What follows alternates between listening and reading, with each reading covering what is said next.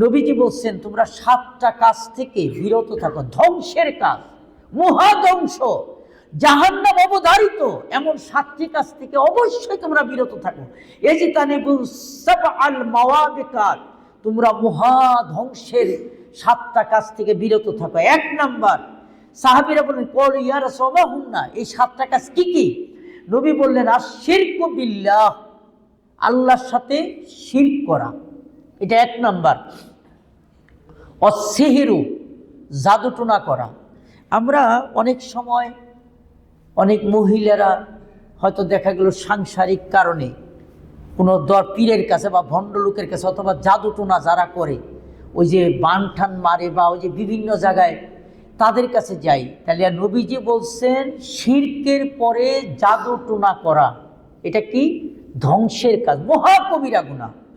ওয়া কাতলুন নাফসাল্লাতী হারামাল্লাহু ইল্লা বিল হক, এরপরে আল্লাহ নবী বলছেন মানুষকে অন্যায়ভাবে হত্যা করা এটা হলো সবচেয়ে অন্যতম কবিরা গুনাহ। নাউযুবিল্লাহি মিন যালিক। সম্মানিত ভাইরা আমার, এরপর আরও আছে যেমন ওয়াকলু রিবা, সুদ খাওয়া, ওয়া আকলু মাল আল ইতিম, এতিমের মাল খাওয়া, ওয়া তাওয়াল্লা ইয়াউমা জাহফে, যুদ্ধ থেকে ভেগে যাওয়া। আপনি দেশের জন্য যুদ্ধ করতেছেন, কোনো ফ্রন্টে যুদ্ধ করছেন, বিপদ দেখি আপনি আসতে গেলে ওখান থেকে পল্টি দিয়ে দিলেন বা ওখান থেকে ভেগে গেলেন, এটা অন্যতম কবিরা গুনাহ। যার কাজে আপনারা যারা আইন শৃঙ্খলা বাহিনীর লোক আছেন, আপনি তো আর সেনাবাহিনী না, ডিফেন্সে যারা আছে, যুদ্ধের ময়দান থেকে ভেগে যাওয়া এটা অন্যতম কবিরা গুনাহ। ওয়াকাসফুল মুহসিনাতিল মুমিনাত, সৎ বা স্ত্রী কোনো মহিলা বা নারীকে জিনা ব্যভিচারের তুহমত দেওয়া এটাও অন্যতম কবিরা গুনাহ। একটা মেয়ে লোক কোনো খারাপ কাজ করে নেই, তারা আপনি ঘরের থেকে বের করার জন্য অথবা তাকে শত্রুতামূলক তারা দিয়ে দিলেন যে এর সাথে অন্য পুরুষের সম্পর্ক আছে, আমি সাক্ষী, আন্দাজে একটা কথা বলে ফেললেন, এটা কঠিন কবিরা গুনাহ। কাজেই খুব বুঝে শুনে চলা উচিত। সম্মানিত ভাইরা আমার, এরপরে আসেন মানুষ হত্যার কথা বললাম, তার ভিতরে আবার যারা ঈমানদার তাদের হত্যা করলে কি হয়? নবী বলছেন আল্লাযী নাফসি বিয়াদিহি লাকাতু মুমিনিন, সেই আল্লাহর শপথ যার হাতে আমার জীবন, যার হাতে আমার জীবন, মানে আল্লাহর শপথ করে বলছেন লাকাতলু মুমিনিন আযাম ইনদান নাস মিন জাওয়াদিদ দুনিয়া, একজন ঈমানদারকে হত্যা করা আল্লাহর নিকট গোটা পৃথিবী ধ্বংস করার থেকে বেশি কবিরা গুনাহ। বলি নাউযুবিল্লাহি মিন যালিক। তাহলে বোঝা গেল একজন ঈমানদারকে মারা মানে গোটা পৃথিবী যত বাড়ি গাড়ি টাকা পয়সা জনপদ ধ্বংস করলে, পশু পাখি মানে যা আছে সমস্ত কিছু ধ্বংস করলে যা গুনাহ হবে, তার থেকে একজন ঈমানদারকে হত্যা করলে তার থেকে আর বেশি কবিরা গুনাহ হবে। নাউযুবিল্লাহি মিন যালিক। নবী বলেন লাউ আন্না আহলাস সামাই ওয়াল আরদি ইশতারাকু ফি দামি মুমিনিন লাকাবাহুমুল্লাহ ফিন্নার, গোটা আসমান এবং জমিনের সকল বাসিন্দা যদি একজন ঈমানদারের হত্যায় অংশগ্রহণ করে, দেখেন নবী কি বলতেছেন, আসমান এবং জমিনের সকল বাসিন্দা একজন ঈমানদারকে যদি মারে, তাকে যদি অংশগ্রহণ করে, তাহলে নবী বলছেন তাহলে এই যত মানুষ বা যত যারা অংশগ্রহণ করছে সকলকে আল্লাহ তাআলা তাদের মুখকে অধোমুখে করে জাহান্নামে নিক্ষেপ করতে বিন্দুমাত্র আল্লাহ কোনো পরোয়া করবেন না। তার মানে সবগুলি লোককে, একজন ঈমানদারকে মারার জন্য সবাইকে আল্লাহ জাহান্নামে দিবেন। নাউযুবিল্লাহি মিন যালিক। ভাইয়ের আমার, নবী বলছেন মান আআনা আলা কতলি মুমিনিন বিশাত্রি কালিমাতিন লাকি আল্লাহ আযজা জাল্লা মাকতুমান বাইনা আইনাহি আইসুম মির রাহমাতিল্লাহ। ইবনে মাজার হাদিস। নবী বলেছেন যারা কোনো মানুষকে ঈমানদারকে হত্যা করবে, তার কিয়ামতের দিন তার কপালের মধ্যে লেখা থাকবে এই ব্যক্তি আল্লাহর রহমত থেকে চিরবঞ্চিত। নাউযুবিল্লাহি মিন যালিক।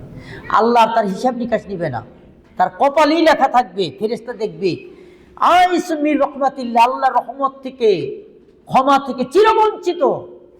এই ব্যক্তির জায়গা জাহান্নামে হবে। নাউযুবিল্লাহি মিন যালিক। সাবধান ভাইয়ের আমার, রাগের কারণেই হোক, জিদের কারণেই হোক, প্রতিবেশী হোক, রাজনৈতিক কারণেই হোক, ধর্মীয় কারণেই হোক, আপনার সাথে কারো বিরোধ আছে, মারামারিতে যায় না, ঝগড়া ফাসাদে যায় না। কারণ কি, ঝগড়া ফাসাদে গেলে আপনি গেছেন হয়তো মারামারি করতে, লোকটারে মারতে চাইলে লোকটা মরেই গেছে। হয় না এরকম? অনেক সময় যুক্তি তর্কে রিক্সাওয়ালার সাথে তর্ক বিতর্ক করতে করতে দিছে থাপ্পড় 27 নম্বরে, এক থাপ্পড়ে লোকটা কাইকে পড়ে মারা গেছে। খবরদার, মারামারি ইমানদারের কাজ না। আপনি গালি খান, গালি দিয়েন না। মাজলুম হন, জালিম হয়েন না। আল্লাহ না করুন যদি দুইটা চটকনাও খান, তাহলে আবার চটকনা দিয়েন না। দুনিয়াতে আপনার কাছে সম্মান লাগলো যে আপনি অসম্মান হইলেন, মর্যাদা গেল, কিন্তু এর ভিতরে অনেক ফুজিলত আছে। তবে আপনাকে আবার বলি না ইচ্ছা করে মাইর খান, এই কথাও বলিনি। মানে মারামারির এই ভেজালে আপনি যেন না, যেখানে ফেতনা ফাসাদ বাড়বে, যেখানে প্রাণী হত্যার আশঙ্কা আছে। এরপরে আসেন কোরআন কি বলছে, ওমাইয়াকতুল মুমিনাম মুতাআম্মিদান ফাজাযাউহু জাহান্নামু খালিদান ফিহা ওয়া গাদিবাল্লাহু আলাইহি ওয়া লা'নাহু ওয়া আ'আদ্দা লাহু আযাবান আযীমা। সূরা নিসা 93 নম্বর আয়াত আল্লাহ বলেন, কেউ যদি কোনো ইমানদারকে ইচ্ছা করে হত্যা করলো, যে কোনো কারণেই হোক, 1 নাম্বার আল্লাহ বলছেন কোরআন শরীফে, 1 নাম্বার জাহান্নাম সে চিরস্থায়ী হবে, চিরস্থায়ী জাহান্নামে। 2 নাম্বার গযবাল্লাহু আলাইহি, তার উপরে চিরতরে আল্লাহর অভিশাপ, লানত, নাউজুবিল্লাহ করবেন না। 3 নাম্বার লানা, তার উপরে গোটা সৃষ্টি জগৎ, আল্লাহ, ফেরেশতা সবাই লানত। ও আ'আদ্দা লাহু আযাবান আযীমা, সে কঠিন শাস্তি ভোগ করবে। কাজী ভাইয়ের আমার, একটা প্রাণী হত্যা করা, ইমানদার হত্যা করা কঠিন গুনাহ। আমরা কি নির্মমতা দেখছি, রাজনৈতিক কারণে মারতেছেন, পল্টনের মধ্যে হাসায় তামাশা করতেছেন, দলীয়ভাবে মারতেছেন। যত লোক এর সাথে পার্টিসিপেট করছে সব লোক জাহান্নামী। এমনকি সাবধান করে দিই, কোন চোরকে আপনি যদি মারেন আর সে যদি মারা যায়, বিশ্বাস করুন আপনি জাহান্নামী হবেন। আপনি মারার কি? আচ্ছা ভাই আমার, দেশে আইন শৃঙ্খলা বাহিনী আছে না নাই? মেম্বার আছে, চেয়ারম্যান আছে, প্রত্যেক জায়গায় থানা আছে, পুলিশ আছে, কোর্ট কাছারি আছে। আপনার কাজ হবে একজন চোর চুরি করছে তাকে আটকিয়ে থানায় খবর দেন। তাহলে আমরা যে কথাগুলি বললাম, এই কথাগুলির মধ্যে তাহলে সবচেয়ে বড় অন্যতম কবিরা গুনাহ হলো, সবচেয়ে বড় কবিরা গুনাহ হলো শিরক করা। 2 নাম্বার কি? মানুষ হত্যা করা। এরপরে 3 নাম্বার, এটা বলে আজকে শেষ করি। 3 নাম্বার কোরআন হাদিসে বললে বোঝায় আল্লাহর সবচেয়ে বড় নিষিদ্ধ কাজ, অন্যতম কবিরা গুনাহ হলো 3 নাম্বারে শিরকের পরে মানুষ হত্যা, মানুষ হত্যার পরে জিনা ব্যভিচার করা। বলি নাউজুবিল্লাহ। এটার বর্ণনা অনেক লম্বা, তবে আমি সংক্ষেপে কিছু কথা বলে দিই। আল্লাহ বলেন, ওয়ালা লা তাকরাবুজ জিনা ইন্নাহু কানা ফাহিশাতান ওয়া সাআ সাবিলা। আল্লাহ বলেন জিনার রাস্তা যে আছে, জিনার যতগুলি তরিকা রাস্তা আছে, জিনার ধারে কাছেও যেও না। যেখানে জিনা ব্যভিচারের কোনো সুযোগ আছে তার কাছেও যেও না। আস্তাগফিরুল্লাহ, আস্তাগফিরুল্লাহ। কারণ এটা ধ্বংসের পথ, সাবিল, এটা মানবের ধ্বংসের পথ। আজকে গোটা পৃথিবীতে এই বিপর্যয়, আমেরিকায় বিপর্যয়, আজকে কারো কোনো নিরাপত্তা নাই, প্রেসিডেন্টের নিরাপত্তা নাই, ইউরোপে অশান্তি, গোটা দুনিয়ায় অশান্তি, যুদ্ধ বিগ্রহের কারণ গোটা পৃথিবীর মানুষ জিনা ব্যভিচারে ডুবে গেছে।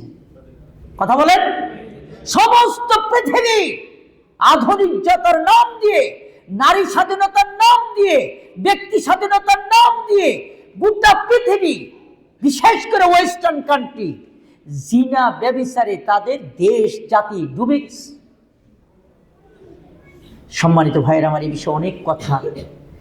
তো নবী বলছেন ইজানা আব্দু খরাজা মিনহুল ঈমান, যখন মানুষ জিনা করে ঈমান তার থেকে দূরে সরে যায়। নাউজুবিল্লাহ, বলি নাউজুবিল্লাহ। নবী বলছেন জিনা মানে করলে ঈমানটা কিভাবে যায়? ফাকানা আলাইহি কাসুল্লাতি ফাইজান কালাআ মিনহা রাজা ইলাইহি ঈমান আও কামা ক্বালা। যেমন মেঘখণ্ড মানুষের মাথার উপর দিয়ে ভাসতে থাকে, কেউ জিনা ব্যভিচারের কাছে গেলে তখন তার ঈমানটা আসমানে উঠে যায়। নাউজুবিল্লাহ। যখন সে যদি তওবা করে ফিরে আসে তখন আবার ফিরে আসে। নবী বলছেন কয়েকটা কাজ, বুখারী মুসলিমের হাদিস। তার প্রথম কথা, লা ইয়াজনি জানি হিনা ইয়াজনি ওয়া হুয়া মুমিন, যখন কেউ জিনা করে তখন সে আর ঈমানদার থাকে না।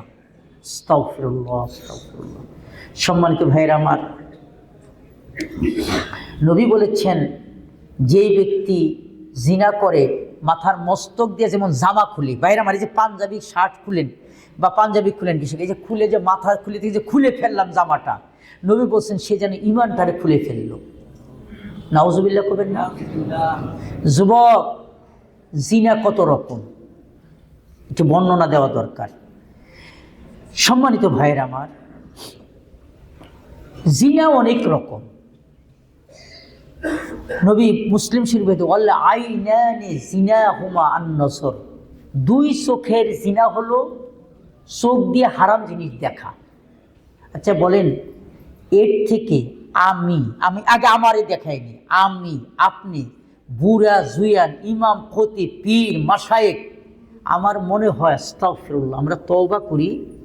কারণ এই mobile, Facebook, YouTube, advertise, cinema, নাটক, নানান কিছু বের, অফিসে আদালতে রাস্তাঘাটে দুই চোখের জিনা সেকেন্ডে সেকেন্ডে মিনিটে কাউকে ঘন্টা অথবা দিনে হচ্ছে।